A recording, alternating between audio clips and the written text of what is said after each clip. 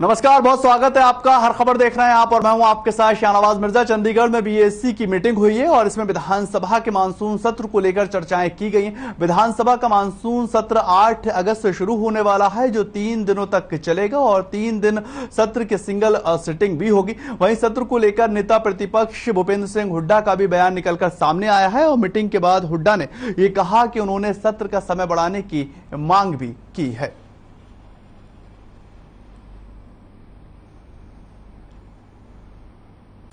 सरकार ने 3 दिन का सेशन सुझाया, 8, 9, 10 और मेरा कहना था भी इसको और दो, 1 हफ्ता दो, कम से कम 1 हफ्ता। काफ़ी मुद्दे हैं डिस्कशन का, ये सबको मौका मिलना चाहिए।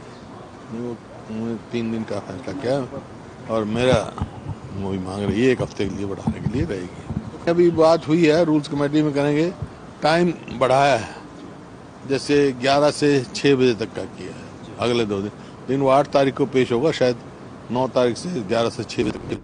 तो उधर आदमपुर के अंदर कांग्रेस के विधायक कुलदीप बिश्नोई ने 4 अगस्त को भारतीय जनता पार्टी में शामिल होने के संकेत दे दिए हैं और 4 अगस्त को सुबह 10 बजे के करीब कुलदीप बिश्नोई भारतीय जनता पार्टी के मुख्यालय में बीजेपी का दामन थाम सकते हैं। कुलदीप बिश्नोई के भारतीय जनता पार्टी के राष्ट्रीय अध्यक्ष जेपी नड्डा उनको शपथ दिलवा सकते हैं और वहीं इस दौरान हरियाणा के मुख्यमंत्री मनोहर लाल और भारतीय जनता पार्टी के प्रदेश अध्यक्ष ओम प्रकाश धनखड़ भी मौजूद रहेंगे। वहीं भारतीय जनता पार्टी में शामिल होने से पहले आज कुलदीप बिश्नोई ने आदमपुर में अपने समर्थकों से मुलाकात की है और वहीं खबरें यह भी हैं कि कुलदीप बिश्नोई 3 अगस्त को आदमपुर के विधान पद से इस्तीफा भी दे सकते हैं। आपको बताएं, कुलदीप बिश्नोई अपना इस्तीफा विधानसभा स्पीकर ज्ञानचंद्र गुप्ता को सौंपेंगे और आदमपुर के विधायक पद से इस्तीफा देने के बाद अब कुलदीप बिश्नोई भारतीय जनता पार्टी में शामिल भी होंगे।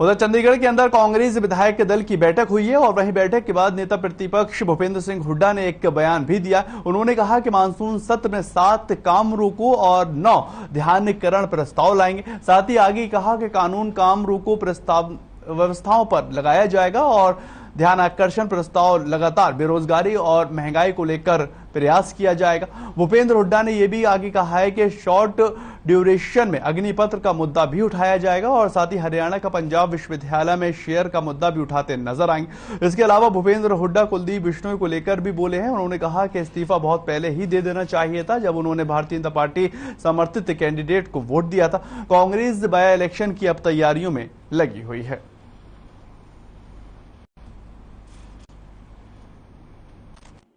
रूल 171 में शॉर्ट ड्यूरेशन जो है डिस्कशन ऑन अग्निपथ ये की है।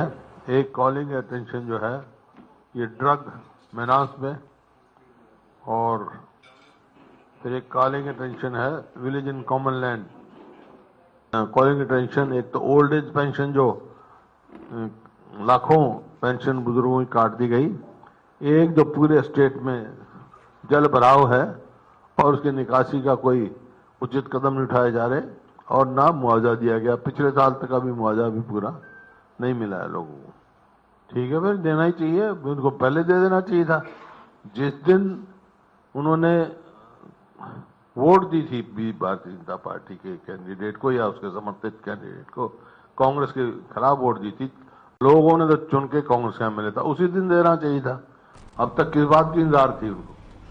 उधर कांग्रेस की पूर्व प्रदेश अध्यक्ष कुमारी सैलजा ने कुलदीप बिश्नोई को लेकर एक बयान दिया है। उन्होंने कहा कि कुलदीप बिश्नोई उसी दिशा में लगातार चल रहे हैं जिसमें पिछले कुछ दिनों से वो चलते हुए नजर आ रहे थे। भारतीय जनता पार्टी के शीर्ष नेतृत्व में उनका मेल मिलाव लगातार बढ़ता ही नजर आ रहा था और कांग्रेस ने उन्हें मान सम्मान भी दिया है, लेकिन अब उन्होंने अपना अगला रास्ता तय कर लिया। कांग्रेस पार्टी व्यक्ति विशेष से हमेशा बड़ी रही है और संगठन हमेशा बड़ा होता है।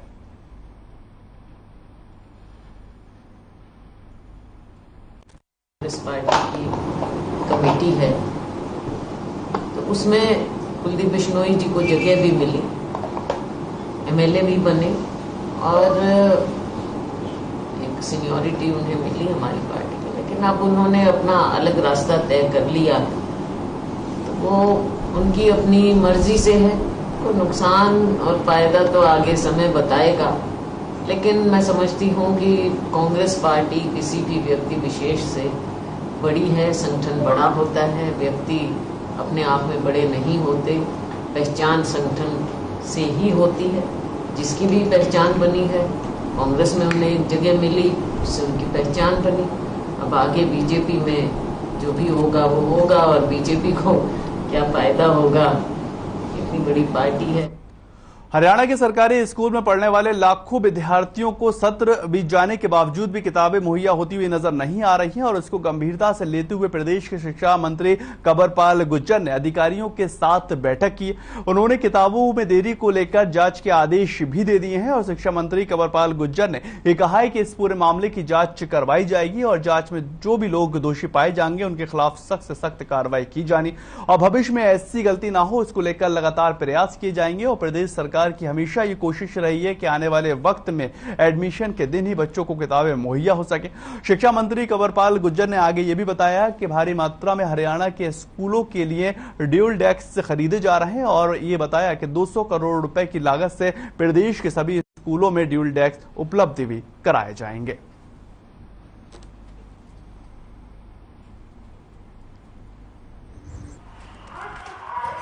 अब की बार कुछ गलतियां की हैं विभाग की तरफ से और मैंने उसकी इंक्वायरी भी कराई दी और जो जो लोग दोषी हैं इसके लिए उनके खिलाफ कार्रवाई कर दी और भविष्य में ये बिल्कुल भी इस प्रकार की गलती ना हो उसके लिए भी प्रयासरत है।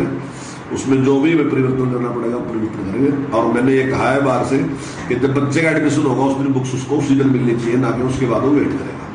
तो आगे से इसको बिल्कुल ठीक कर देंगे। स्कूल में जो भी अति आवश्यक काम है, जैसे स्कूल का रास्ता है तो हमने फाइल कर दिया कि हरियाणा के जितने भी स्कूल है सभी के रास्ते में एक साथ कंप्लीट करेंगे। दूसरा 4 दुआरी है, मैक्सिमम तो है ये काम, लेकिन कुछ स्कूल फिर भी रहते हैं मालूम, तो हमने कहा कि स्कूल का रास्ता 4 दुआरी वो कंप्लीट करेंगे, सब उसकी जिम्मेदारी दे दी। और उसके साथ ही शौचालय कि शौचालय कहीं ऐसा फुट्टा तो नहीं है या है ही नहीं, अगर है तो अच्छा नहीं है, तो वो एक बढ़िया शौचालय बननी चाहिए। पीने के पानी की व्यवस्था वो ठीक से होनी चाहिए। स्कूल में ड्यूल डेस्क है वो कंप्लीट होना चाहिए उसके लिए। इसके अलावा अगर कोई कमरा खराब है उसको ठीक करना, रिपेयर करना उसको।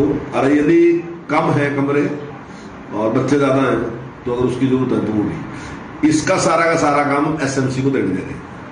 अभी हमने 2 पायलट प्रोजेक्ट मारे हैं, 2 जगह, 2 जो हमारे एजुकेशन ब्लॉक है, एक जगाधरी और एक करनाल। हम 2 में कर रहे हैं। करनाल में हम ड्यूल डेस्क का कर रहे हैं। हमने पैसा सारा एसएमसी को दे दिया। एसएमसी ने अपने आप वो खरीदने शुरू कर दिए और आने वाली 5 तारीख को, यानी कि अभी 3-4 दिन के बाद ही वो काम सारा कंप्लीट।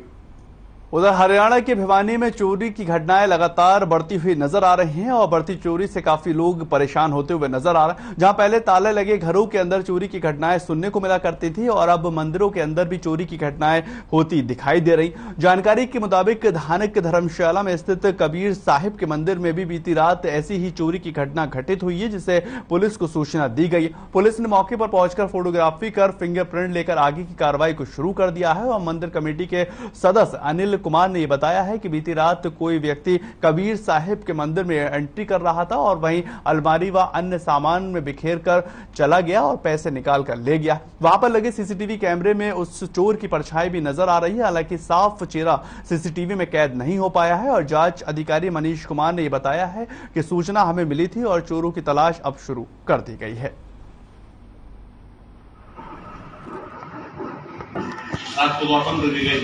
आज सुबह ही सूचना मिली थी वहां से कि यहाँ मंदिर में है ना कुछ चोरी हुई है। सूचना पाकर हम मौका पे गए थे। अभी तक रिटर्न कंप्लेंट नहीं आई है, जांच की जा रही है और जल्दी जो भी कार्रवाई होगी वो की जा रही है। और ये चोरी किसने की, जल्दी उसको नियमानुसार उसके खिलाफ कार्रवाई की जाए। ये बावड़ी गेट से धानक धर्मशाला है, बावड़ी गेट के ऊपर, उसके अंदर हमारा कल पीछे डेंटिंग का कुछ काम चला हुआ था, पेंट का काम करवा था और हमारे धर्मशाला के अंदर दुकानें हैं, उनका किराया लेकर के हमने धर्मशाला के अंदर मंदिर है कबीर साहिब का, उसके अंदर हमने पैसे रखे थे, हमने हिसाब करना था। तो रात को ही चोरी हो गए। फ्रंट गेट से आए, कैसे क्या उन्होंने चोरी किया। सीसीटीवी कैमरे के अंदर भी परछाइयाँ कुछ दिख रही हैं कि अंदर बढ़ा है बंदा और राइट आधा घंटा ये गेट के अंदर बढ़ा, वहाँ डाल करके फिर। उधर बरसात के मौसम में सब्जियों की पैदावार कम होने से उनके दाम लगातार आसमान छूते हुए नजर आ रहे हैं और इसका सीधा असर लोगों की जेब पे पड़ता हुआ नजर आ रहा है। सब्जियों के बढ़ते दामों के चलते अब लोग सब्जी खरीदने के लिए मंडियों का रुख करने लगे हैं ताकि वो कम कीमत पर सब्जी खरीद सके। सब्जी मंडी के आड़ती सुरेंद्र बिद्रा का यह कहना है कि पिछले कुछ दिनों से सब्जियों की कीमतों में लगातार बढ़ोतरी दर्ज की गई है और इसकी वजह से पिछले माल न आने की वजह और बारिश बताई जा रही। इसकी वजह से लगातार कीमतें बढ़ रही हैं और लोगों की जेब पर सीधा इसका असर भी पड़ रहा है।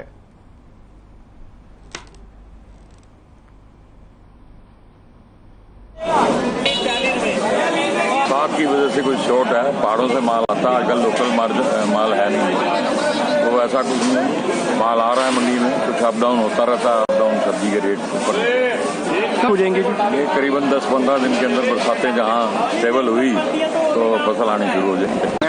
मैं बड़ी सब्जी मंडी में सब्जी खरीदने आया था, तो यहाँ तो बहुत ही बुरा हाल है। सब्जियों के रेट आसमान छू रहे हैं। भिंडी ले लो 50 रुपए किलो, जो घिया खाते ही नहीं थे वो 60 रुपए किलो बिक रही है। आलू बहुत तेज है, घर का बजट, रसोई का बजट सब कुछ हिला पड़ा है, जेबें खाली होती हैं। हाँ, सब्जी लेने आए हैं हम, गली में से लेते हैं तो और भी ज्यादा रेट है, इसीलिए हम यहाँ लेने आए हैं। सब्जी का रेट तो वो 70-80, इससे कम तो कोई सब्जी है ही नहीं है। यहाँ फिर थोड़ी ठीक मिल जाती है। तो क्या भाव हो रही है मुसीबत?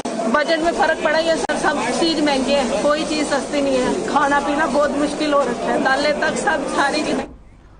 एक बड़ी खबर फरीदाबाद से आ रही है जहां पर पुलिस की गुंडाई जो है वो लगातार देखने को मिल रही है। पुलिस रक्षा करने के लिए होती है लेकिन उलट यहां पर उसकी गुंडागर्दी जो है वो सामने निकलकर आ रही। फरीदाबाद की पूरा मामला, बाइक के सवार के पीछे कुल्हाड़ी लेकर पुलिसकर्मी भागता हुआ नजर आया है और पीछे बैठे युवक को लात भी मारी गई है। रॉन्ग साइड से बाइक सवार आ रहा था और पुलिस वाले का भी वीडियो जो है वो जमकर सोशल मीडिया पर वायरल होता हुआ नजर आ रहा है और पुलिस की गुंडागर्दी सामने आने के बाद जो है लोग इसके ऊपर अपना रिएक्शन देते हुए नजर आ रहे हैं। ये देखिए फरीदाबाद की वही तस्वीर है जहां पर पुलिस वाला हथौड़ी लेकर अपनी गुंडाई करता हुआ, कुल्हाड़ी लेकर जो है अपनी गुंडाई करता हुआ नजर आ रहा है और हेलमेट जो है वो ये पुलिस वाला पहना हुआ है। बाइक पर पीछे बैठे युवक को लात भी मारी गई है। एक्सक्लूसिव तस्वीरें आपको हर खबर पे हम दिखा रहे हैं, फरीदाबाद की हैं जहां पर लगातार पुलिस जो है वो रक्षा करने के लिए होती है, नियमों को पालन करवाने के लिए होती है, लेकिन यहां पर पुलिस वाला जो पुलिस कर्मचारी है वही नियमों की धज्जियां उड़ाता हुआ नजर आ रहा है। लेकिन बड़ा सवाल यहां पर लगातार ये बना हुआ, रॉन्ग साइड से अगर आ भी रहे थे तो पुलिस वाले को क्या इस तरह से हरकत करनी चाहिए। और मुख्य सवाल लगातार ये बना हुआ है कि पुलिस वाले के हाथ में ये कुल्हाड़ी जो है ये आई कहां से है और किस तरह से, ये देखिए चेहरा हेलमेट से ढका हुआ है और पीछे बैठे युवक को जो है वो लात मारता हुआ नजर आ रहा है और निर्देश ये दे रहा है कि आपको किस रूट से जाना होगा। रॉन्ग साइड से ये दोनों युवक जो है वहां पर आते हुए दिखाई दे रहे थे। उसके बाद साफ तौर पर एक पुलिस वाला यहां पर दिखाई दिया, उससे पहले एक शख्स के भी चाटा मारता हुआ दिखाई दिया। और महत्वपूर्ण बात यहां पर यह बन रही है कि ये इसके हाथ में जो कुल्हाड़ी है ये आखिर कहां से आई है और कहां से ये कुल्हाड़ी लेकर आया और इसको यूज करता हुआ नजर आया है। क्योंकि पुलिस वालों का हमेशा से ये रहता है कि सुरक्षा नियमों का उल्लंघन ना हो, उसको लेकर कानून व्यवस्था को जमीनी स्तर पर उतारा जाए, लेकिन ये गुंडाई किस तरह से फरीदाबाद का पुलिसकर्मी करता हुआ दिखाई दे रहा है।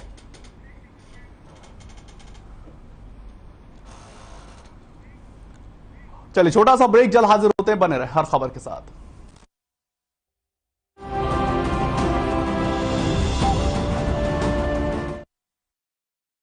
मेरे जैसा कोई दूसरा चुलबुलापन जिसकी हर बात में घुल जाए, जिंदगी में रंग भर दे। मेरी जैसी मेरी अपनी पताका चाय, गजब का स्वाद।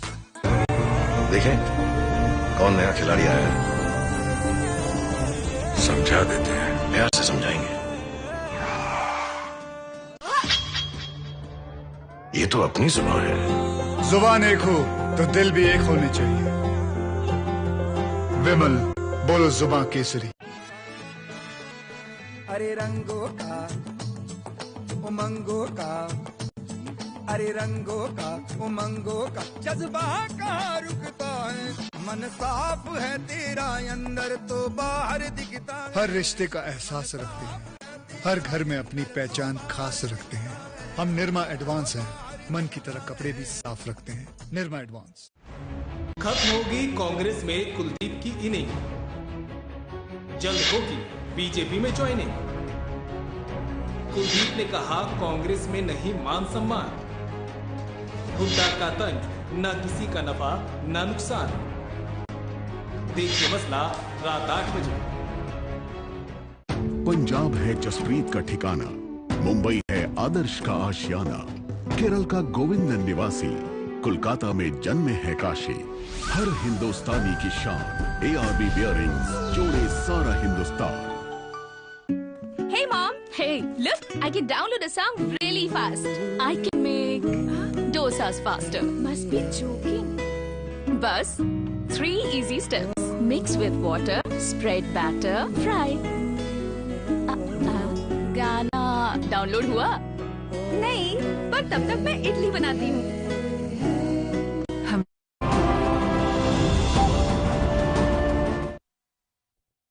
ब्रेक के बाद आपका स्वागत है। आगे बढ़ेंगे, बात करेंगे चरखी दादरी में आजादी के अमृत महोत्सव कार्यक्रम के तहत हर घर तिरंगा कार्यक्रम का आयोजन किया जाएगा और जिले के सभी लोगों को घरों तक तिरंगा वितरण के लिए जिला प्रशासन ने राशन डिपो के माध्यम से तिरंगा उपलब्ध कराया गया। इस दौरान चरखी दादरी जिला उपायुक्त श्यामलाल पूनिया ने कहा कि 13 से 15 अगस्त तक आजादी का अमृत महोत्सव कार्यक्रम बड़े ही धूमधाम से मनाया जाएगा और जिला उपायुक्त ने सभी लोगों से अपील करते हुए कहा कि सभी अपने घरों के ऊपर तिरंगा जरूर लगवाएं और तिरंगा वितरण के कार्य जो है उसमें सहयोग करते हुए भी नजर आए। खाद्य आपूर्ति विभाग अधिकारी ने यह बताया है कि दादरी जिले के सभी राशन डिपो पर तिरंगा उपलब्ध करवा दिया गया है और आगे कहीं पे भी तिरंगा अगर रह जाता है तो उसको लेकर भी काम किया जा रहा है और इस बार जो हमारा लक्ष्य है हर घर तिरंगा अभियान उसको पूरा कर रहेंगे।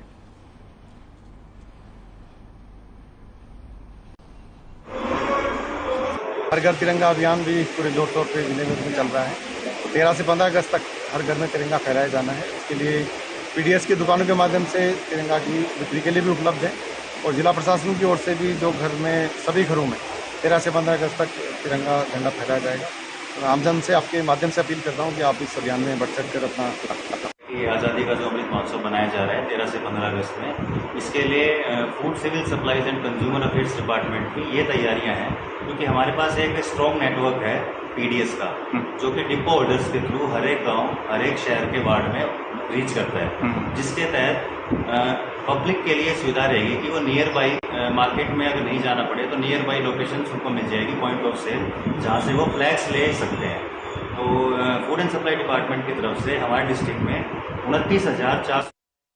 उधर नेशनल ग्रीन ट्रिब्यूनल द्वारा गठित निगरानी समिति के अध्यक्ष जस्टिस प्रीतम पाल सिंह ने शहर के औचक निरीक्षण का दौरा किया है और कहा कि प्रदेश में जहां पर सफाई के मामले में बेहतर कार्य कर रहा है और वहीं दूसरी तरफ सड़कों पर गंदगी देखने को मिली। उन्होंने अधिकारियों को दिशा निर्देश दिए हैं और कहा कि वो सुनिश्चित करें कि प्रदेश के सभी नेशनल हाईवे व राज्य हाईवे कहीं भी गंदगी न फैले नजर आए। और जस्टिस प्रीतम पाल ने यमुनानगर जिला सचिवालय के सभागार से जिला निगरानी समिति की बैठक में सभी विभागों से NGT के आदेशों पर किया जा रहे कामों की रिपोर्ट भी तलब की।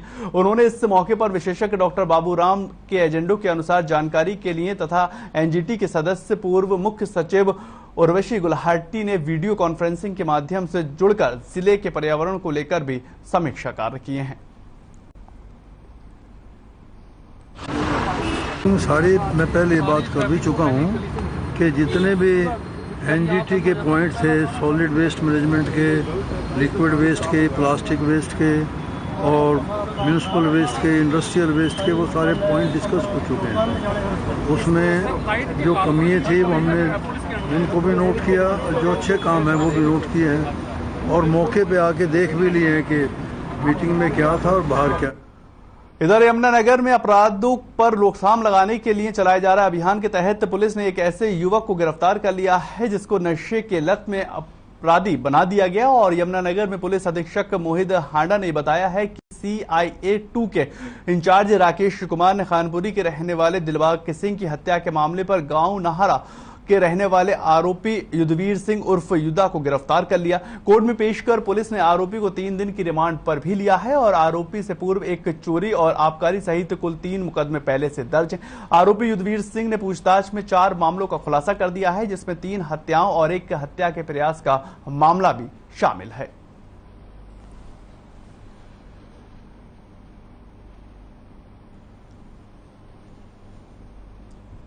इससे बता दूं, इसका नाम युद्धवीर सिंह उर्फ युद्धू है, पुत्र रणबीर सिंह, वासी गांव नाहर ताहरपुर। और बाकी घटनाएं तो इसने अकेले ही अंजाम दी हैं। और जो जनवरी 2019 की घटना है, जिसमें एक व्यक्ति जो मोटरसाइकिल से जा रहा था उसको गलत रास्ता बता के फिर इन्होंने उसकी चोट पहुंचाई, जिसकी बाद में हत्या हुई। और इसमें इसका एक साथी रवि उर्फ बंटी पुत्र पालाराम, ये भी उसी गांव का, गांव नाहर ताहरपुर का जो है, वो इसके साथ इस हत्या की साजिश में। बहादुरगढ़ पुलिस ने केले की रेडी लगाकर केले के साथ गांजा बेचने वाले एक युवक कंचन को गिरफ्तार कर लिया है और पुलिस ने गिरफ्तार युवक से करीब 3.5 किलो का गांजा भी बरामद किया। पुलिस ने जब सख्ती से पूछताछ की तो उसने ये बताया है कि परनाला गांव का रहने वाला प्रवीण उर्फ पन्नू उससे गांजा बिकवाया करता है और पुलिस ने परनाला गांव के पन्नू को भी गिरफ्तार किया। मामले की जांच शुरू कर दी है और हर एक पहलू को पुलिस खंगालती हुई नजर आ रही है।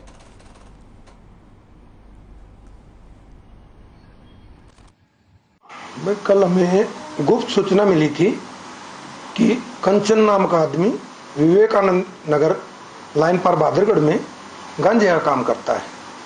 तुरंत प्रभाव से टीम एएसआई अनिल व उसके साथी मौके पर भेजे गए। मौके पर जाकर कंचन को करनाल में विजिलेंस टीम को एक बड़ी सफलता हाथ लग चुकी है। आपको ये बताएं कि टीम ने ट्रेजरी विभाग में घूसखोरी लेते हुए असिस्टेंट अकाउंट और डाटा ऑपरेटर से 3.5 लाख की रिश्वत लेते हुए रंगे हाथों गिरफ्तार कर लिया है और दोनों कर्मचारी पेंशन और ग्रेजुएटी जारी करने के नाम पर 4 लाख रुपए की मांग कर रहे थे।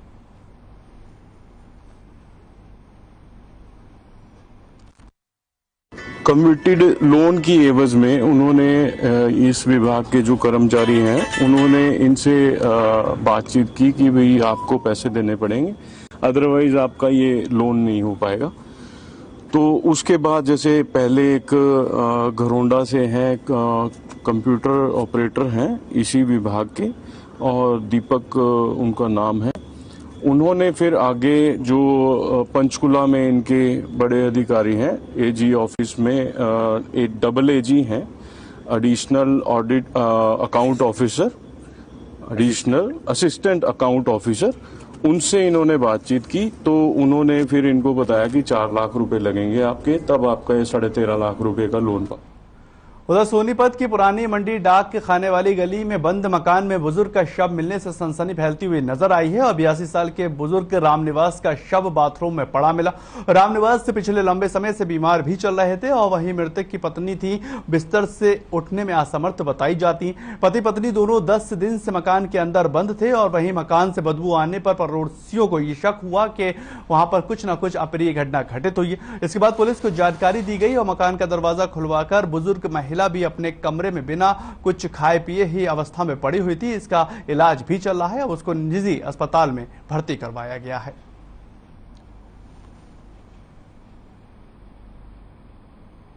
भैया 15-20 दिन तक बीमार थे, बिस्तर से मियाँ बीबी अकेले रहा करते, बीमार थे। बस आज ही पता चला तो तभी हमने प्रशासन को बुला के ताला तुला तुलवा लिया, उनके आगे खुलवाया है। नहीं प्रशासन के आगे उन्हें तुलवाया है। चलिए फिलहाल इस बुलेटिन में इतना ही। ताज़ा खबरों के लिए आप लगातार बने रहें हर खबर के साथ।